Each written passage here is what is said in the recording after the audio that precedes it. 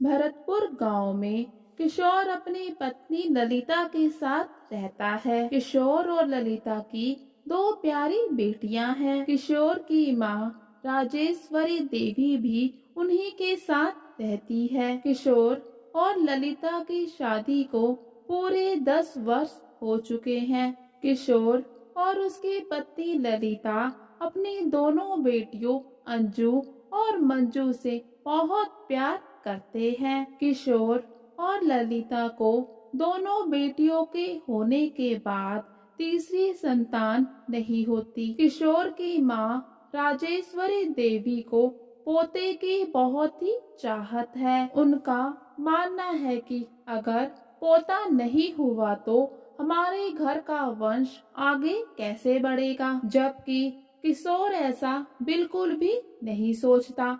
वो अपनी दोनों बेटियों अंजू और मंजू से बहुत प्यार करता है। राजेश्वरी देवी बहुत कोशिश करती हैं कि उनकी बहू ललिता एक बार फिर से गर्भवती हो जाए ताकि वो भी पोते का मुख देख सके, लेकिन बहुत कोशिश करने के बाद भी ऐसा कुछ भी नहीं होता। इसी कारण पिछले 2 वर्षों से राजेश्वरी देवी अपने बेटे किशोर के पीछे पड़ी हैं कि वो दूसरी शादी कर ले ताकि उनको पोते का सुख मिल सके, लेकिन इस बात के लिए किशोर राजी नहीं होता। राजेश्वरी देवी हर दिन उससे कहती कि तुम दूसरी शादी कर लो क्योंकि उनको पोते की चाहत है और फिर घर का वंश चलाने के लिए तो बेटे की जरूरत होती ही है। लेकिन किशोर एक भी नहीं सुनता। वो रोज अपनी माँ की बात एक कान से सुनकर दूसरे कान से निकाल देता और फिर ऐसे ही करते करते समय बीतता है। राजेश्वरी देवी के दिल में पोते की चाहत बढ़ती ही जाती है और फिर एक बार वो किशोर से कहती है, बेटा तुम दूसरी शादी क्यों नहीं कर लेते? इस बूढ़ी माँ को भी पोते का सुख दो। किशोर अपनी माँ को बहुत समझाता है कि माँ ऐसे सिर्फ पोते की चाहत में दूसरी शादी करना ठीक नहीं है। उसकी 2 बेटियां हैं और एक पत्नी भी है, वो इन्हें नहीं छोड़ सकता। तो फिर इस पर राजेश्वरी देवी कहती है, मैं कहाँ कहती हूँ कि तुम अपनी पत्नी और बच्चियों को छोड़ दो, ये भी उनके साथ इसी घर में रह लेंगी। राजेश्वरी देवी बेटे किशोर को बताती है कि उन्होंने उसके लिए पास के ही गांव की एक लड़की ढूंढ रखी है। वो गरीब परिवार से है, इसीलिए इस घर में शादी को राजी हो गए और अब तुम भी राजी हो जाओ। मुझे नहीं पता, तुम्हें उस लड़की से शादी करनी ही पड़ेगी। इस बार मैं नहीं मानूंगी, ना ही कुछ समझूंगी। समझना तो तुम्हें है, मैं तुम्हें अपना वंश खत्म नहीं करने दूंगी। किशोर, तुम्हें शादी करनी ही पड़ेगी। अगर तुम शादी के लिए राजी नहीं होते तो मैं अभी इसी समय से अन्न जल त्यागती हूँ। माँ की बातें किशोर को बहुत परेशान कर देती है। वो घर से बाहर निकल जाता है। किशोर के जाने के बाद दोपहर के खाने के समय ललिता अपनी सास को खाने को कहती है, लेकिन वो नहीं खाती। रात के समय जब किशोर घर वापस आता है तो ललिता उसे बताती है कि माँ जी ने सारा दिन कुछ भी नहीं खाया, अब आप ही उन्हें समझाइए। किशोर अपनी माँ को बहुत समझाता है कि माँ यूँ फालतू की जिद ना करो, आप खाना खा लो, लेकिन राजेश्वरी देवी नहीं मानती। कहती है, बेटा किशोर, तुम शादी के लिए जब तक हाँ ना कर दो मैं खाना नहीं खाऊंगी। किशोर बहुत देर तक माँ के पास बैठकर उनको समझाता है, लेकिन वो नहीं समझती। अगले दिन सुबह के समय जब किशोर अपने काम पर जा रहा होता है तो जाते समय वो अपनी माँ से कहता है, माँ तुम बेकार की जिद कर रही हो। मेरी पहले से ही 2 बेटियां हैं जिन्हें मैं बहुत प्यार करता हूँ, इसलिए तुम ये जिद छोड़ दो और खाना खा लो।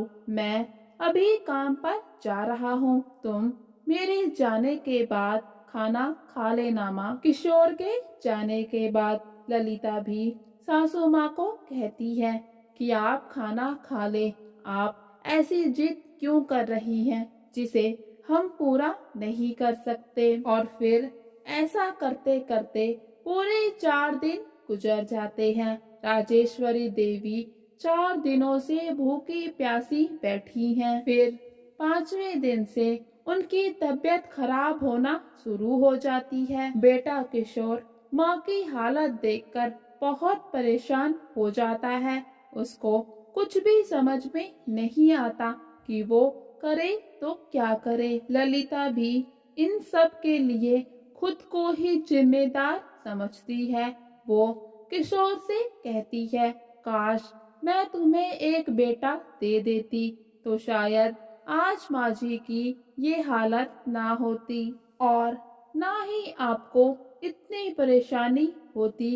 ये सब मेरी वजह से हो रहा है। किशोर ललिता को समझाता है कि वो ऐसा कुछ भी ना सोचे, क्योंकि ऐसा कुछ भी नहीं है। फिर बहुत समझाने पर भी राजेश्वरी देवी नहीं समझती। वो किसी की भी नहीं सुनती, बस एक ही जिद पर अड़ी है कि बेटा किशोर दूसरी शादी करे। ऐसे ही कुछ दिन और बीत जाते हैं। अब राजेश्वरी देवी को भूखे प्यासे पूरे 8 दिन हो चुके हैं। किशोर बहुत परेशान हो जाता है।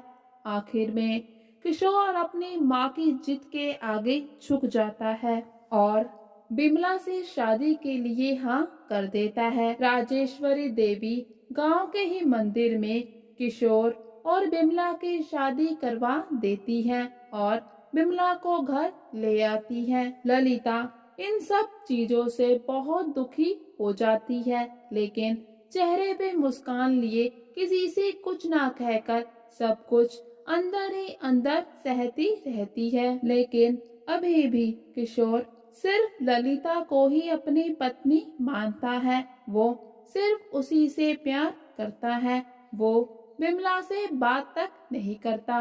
बस अपनी माँ की जान बचाने के लिए उसने बिमला से शादी की और अपनी माँ की खुशी के लिए उसे घर पर बहू बनाकर ले आया। लेकिन फिर धीरे धीरे समय बीतता है। आखिरकार किशोर बिमला की तरफ झुक ही जाता है और अब उसको बिमला अच्छी लगने लगी थी।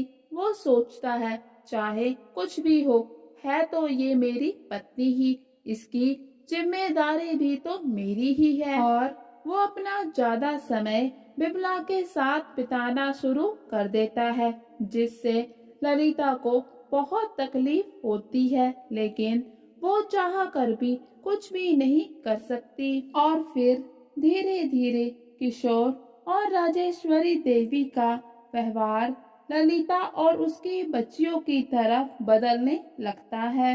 ललिता अपनी बच्चियों के लिए अपनी सौत को भी बर्दाश्त कर लेती है, लेकिन जब उस घर में उसकी बच्चियों के साथ ही बुरा व्यवहार होने लगता है तो वो इस बात को बर्दाश्त नहीं कर पाती और फिर ललिता अपनी दोनों बच्चियों के साथ घर छोड़ देती है और अपने मायके भाई के घर रहने चली जाती है, जहाँ पर उसका भाई अपनी बीबी बच्चों के साथ शहर में रहता है और घर खाली पड़ा है। ललिता अब वहीं पर रहकर अपनी दोनों बच्चियों की परवरिश करती है। ललिता मिट्टी की हांडी और मूर्तियां बनाने का काम शुरू करती है और फिर धीरे धीरे समय बीतने लगता है। ललिता की दोनों बेटियां अंजू और मंजू बड़ी होने लगती हैं। दोनों बहनें पढ़ाई में बहुत तेज होती हैं। वो दोनों खूब मन लगाकर पढ़ाई करती हैं और फिर ललिता की दोनों ही बेटियां सरकारी टीचर लग जाती है। ललिता की जिंदगी का ये आज बहुत बड़ा दिन है, जब उसकी सालों की मेहनत रंग लाती है और उसकी दोनों ही बेटियां अपने जीवन में सफल हो जाती हैं। आज ललिता की बेटियां किसी बेटे से कम नहीं है। वो अपनी माँ की सेवा के लिए तैयार हैं। आज ललिता गर्व से कहती है कि वो दो बेटियों की माँ है। वहीं दूसरी तरफ किशोर और उसकी पत्नी भी अपने दिन गुजार रहे होते हैं। उन दोनों का इकलौता बेटा दिन प्रतिदिन गांव के शरारती लड़कों के साथ बिगड़ता चला जाता है। किशोर अपने बेटे राजू को बहुत समझाता है कि गांव के जिन आवारा लड़कों के साथ उसका घूमना फिरना है वो अच्छे लड़के नहीं हैं। वो उनकी संगत छोड़ दे, नहीं तो जीवन में कुछ भी नहीं कर पाएगा। लेकिन राजू कुछ भी समझने के लिए तैयार नहीं होता। तभी किशोर को अपनी बेटियों अंजू और मंजू की सरकारी नौकरी के बारे में पता चलता है। उसको बहुत खुशी होती है कि उसकी बेटियां आज सफल हो गई, लेकिन किशोर को कहीं ना कहीं बहुत दुख भी होता है। वो सोचने लगता है कि उस दिन काश वो अपनी बेटियों और पत्नी को घर छोड़ने से रोक लेता, तो शायद आज उसे इतने बुरे दिन नहीं देखने पड़ते। आज उसका बेटा, जिसके लिए उसने दूसरी शादी की, अपनी पहली पत्नी और दो बेटियों को घर छोड़ने पर मजबूर कर दिया। शायद ये उन्हीं बुरे कर्मों की सजा है कि बेटा आज उसकी एक भी बात सुनता नहीं है। आज ना तो उसके पास बेटे का सुख है और ना ही बेटियों का।